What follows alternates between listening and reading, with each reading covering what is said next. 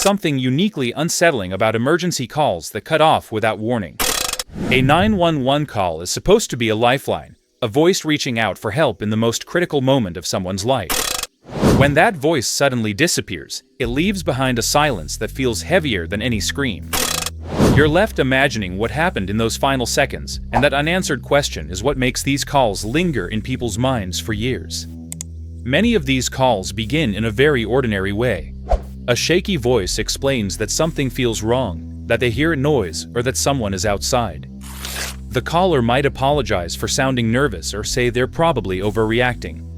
That normal tone makes everything more disturbing because it feels like listening to someone moments before their world changes. The dispatcher asks calm, practiced questions, trying to get details, trying to keep the caller focused and breathing steadily. As the call continues, small changes begin to appear. The caller's voice may drop to a whisper. They might pause between words, as if listening to something off the phone. Sometimes you hear fear creeping in slowly, not as panic, but as confusion. The caller might say they're not sure what's happening, or that something doesn't make sense. These moments feel tense because you can sense danger without it ever being clearly stated. What makes these calls especially disturbing is how sudden the ending can be.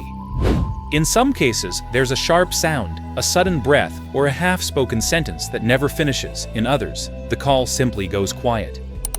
The dispatcher keeps talking, repeating the caller's name, asking if they're still there.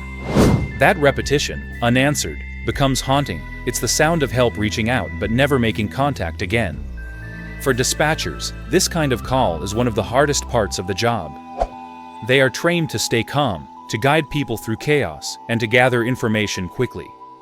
But when a call ends abruptly, they are left with the same uncertainty as everyone else, except they were directly connected to the person who vanished. They don't know if the caller dropped the phone, lost consciousness, or something far worse occurred. All they can do is send help and hope it arrives in time. Listeners often wonder why these calls feel more disturbing than other emergency recordings. Part of it is the lack of closure. Human brains are wired to look for endings, explanations, and meaning.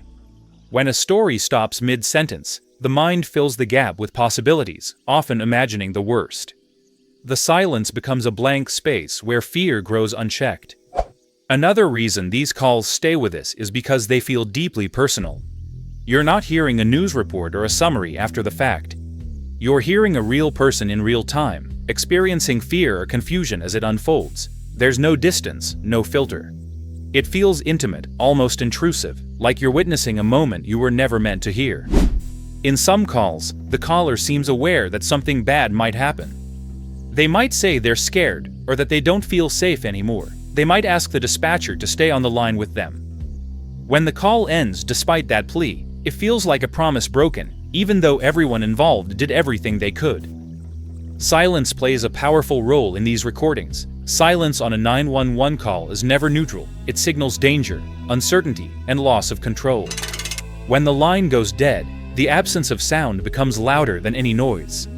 It forces the listener to sit with discomfort, imagining the unknown rather than being told what happened. These calls also challenge our sense of safety. Many of them start in familiar places: homes, cars, quiet streets, places we associate with routine and comfort. Hearing fear emerge in those settings reminds us that emergencies don't always announce themselves dramatically. Sometimes they arrive quietly, interrupting an ordinary moment without warning. Over time, some of these calls become widely known, discussed online or referenced in documentaries.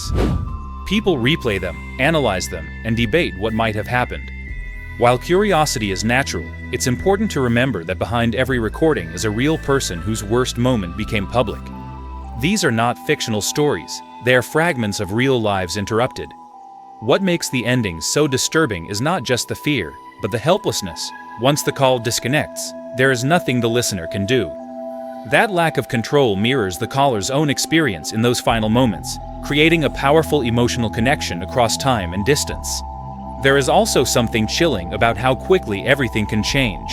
One moment, someone is speaking clearly, answering questions, trying to stay calm. The next, they're gone. That sudden shift reminds us how fragile life can be, and how thin the line is between safety and danger. For some people, listening to these calls is a way of confronting fear from a distance. It's a reminder of how important awareness, preparedness, and quick response can be. For others, it's a sobering look at the realities faced by emergency responders every day, often without recognition or closure. These recordings stay with us not because they show everything, but because they show so little. They stop before answers arrive, before resolution is possible. The mind is left holding a question that may never be resolved, and that uncertainty is what makes them truly disturbing. If there's one thing these calls teach us, it's the importance of connection. In moments of crisis, a voice on the other end of the line can be the only anchor someone has. When that connection is cut, it reminds us how much we rely on each other, even strangers, in our most vulnerable moments. So the next time you hear about a 911 call that ends suddenly, remember that it's more than a chilling recording. It's a reminder of real fear, real urgency, and real lives caught in moments we can only imagine. The silence at the end isn't empty. It's full of unanswered questions that echo long after the call is over.